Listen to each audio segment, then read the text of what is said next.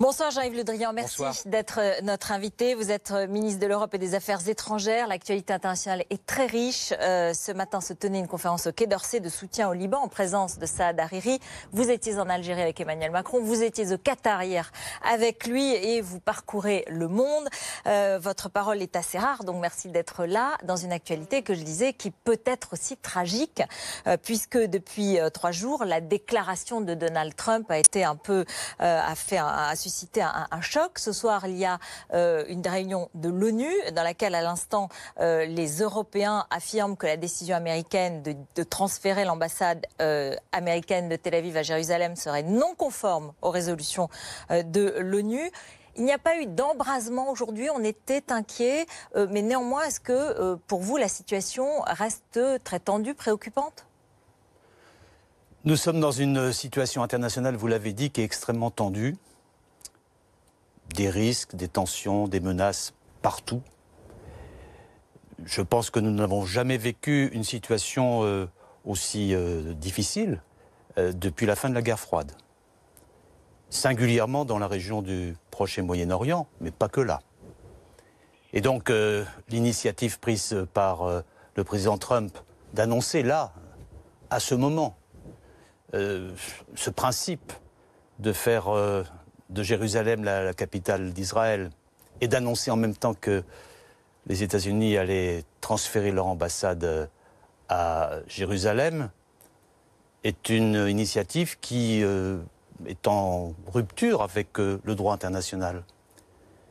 C'est une initiative aussi qui casse ce consensus qui existe dans la communauté internationale, comme l'on dit, qui incite à ce qu'il y ait 2 États reconnus, respectés, dans des frontières sûres. C'est un obstacle à un processus de paix désormais, c'est un obstacle. Alors, en plus, c'est un obstacle parce qu'il y a une telle charge émotionnelle, une telle force symbolique, avec l'emprise et la force de la religion, que cette annonce provoque des ruptures, des incompréhensions. La France a désapprouvé cette initiative. Le président Macron l'a dit très très clairement. Je l'ai redit ce matin au secrétaire d'État américain Rex Tillerson.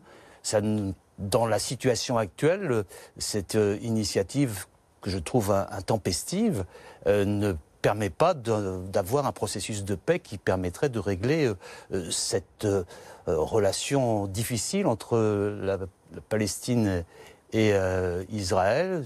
Situation difficile depuis longtemps.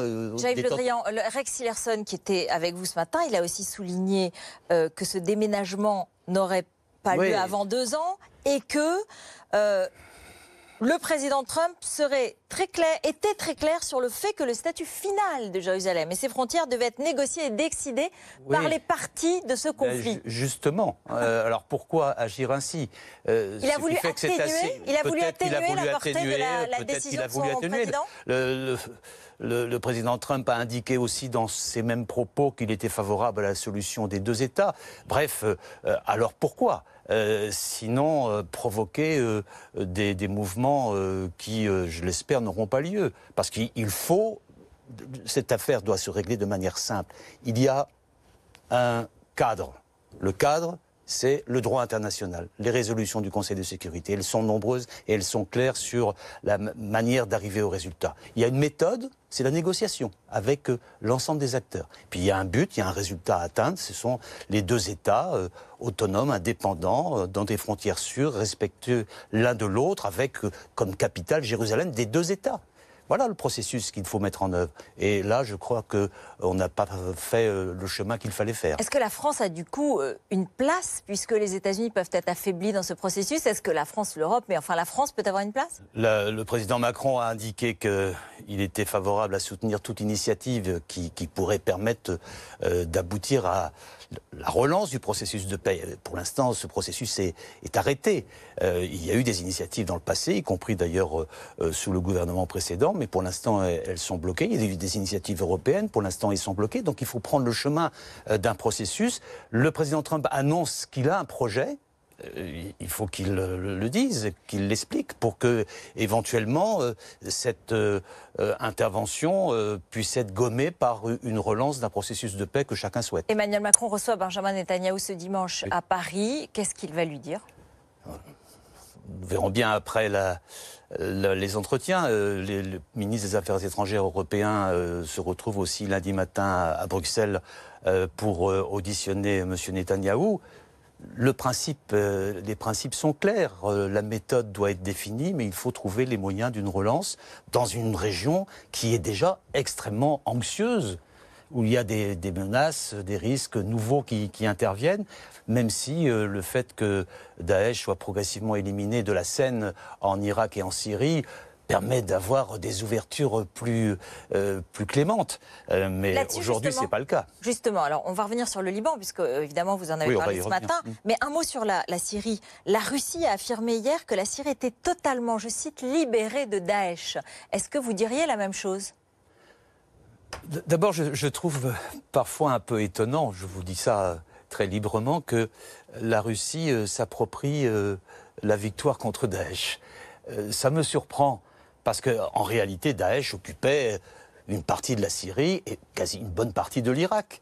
Et c'est finalement la coalition qui a enrayé ce mouvement et qui a réduit l'espace occupé par Daesh, même si, un peu tardivement, les forces russes, en appui des forces du régime de Bachar el-Assad, ont pu libérer des trésors.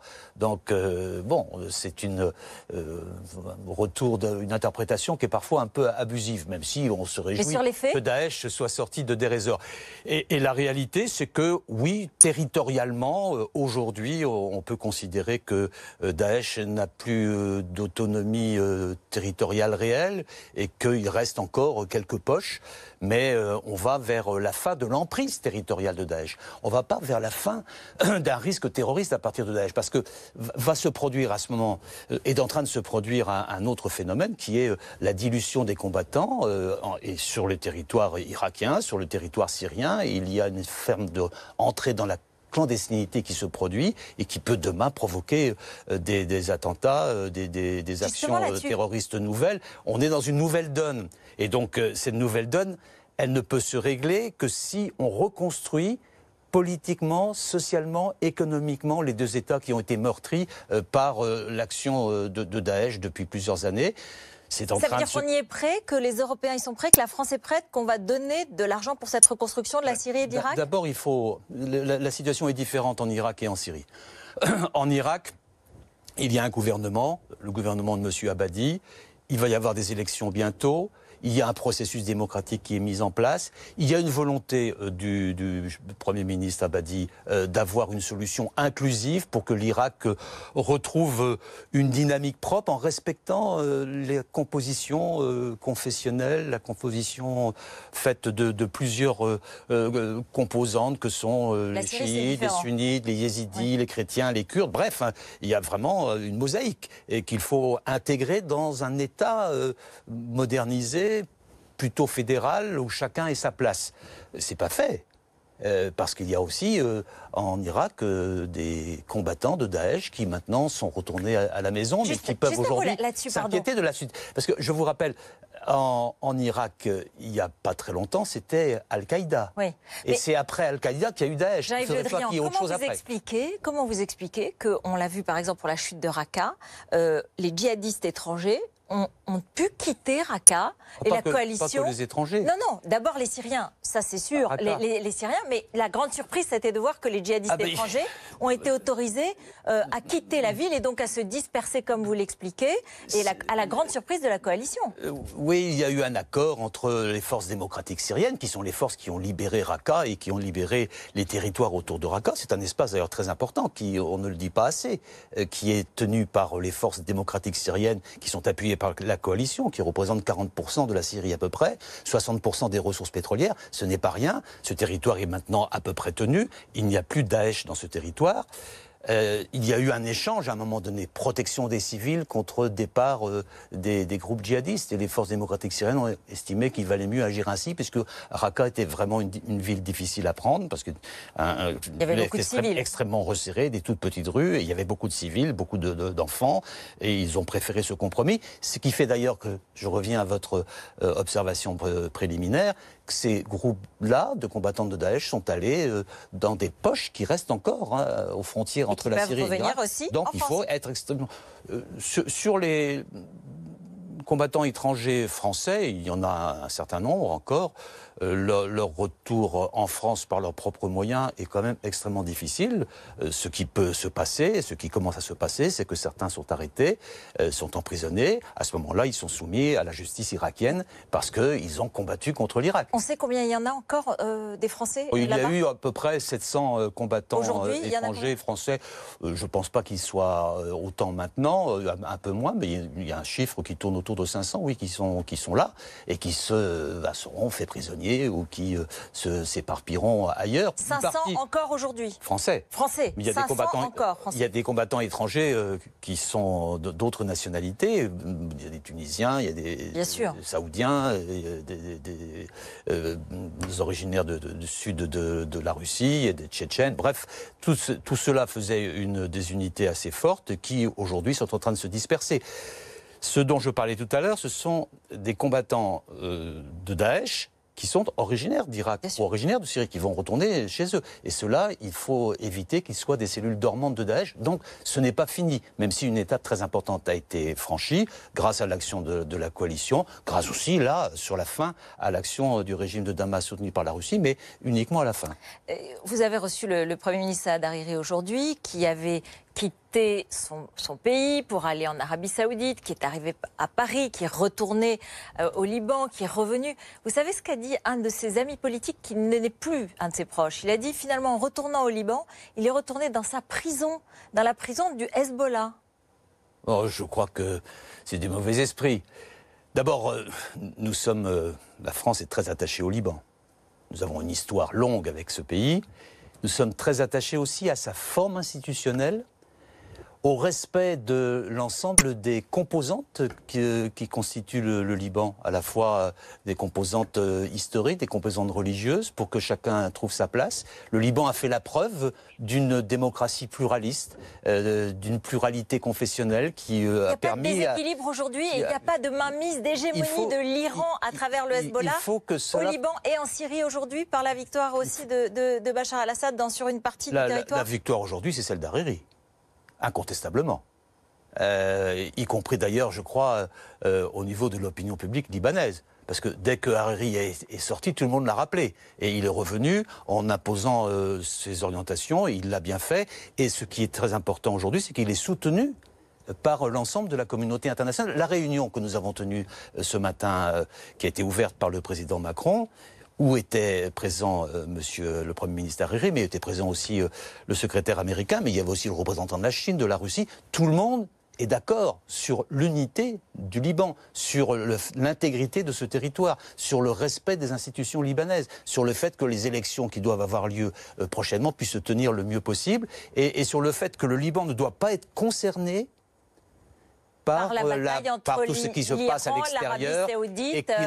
Soyons clairs, entre l'Iran, l'Arabie Saoudite, le Hezbollah ne doit pas être concerné par les difficultés extérieures au Liban et que personne de l'extérieur ne vienne perturber la vie intérieure et que personne de l'intérieur ne cherche des alliés à l'extérieur. C'est ce qu'on a appelé ce matin, je vous le dis, c'est le grand concept, la distanciation.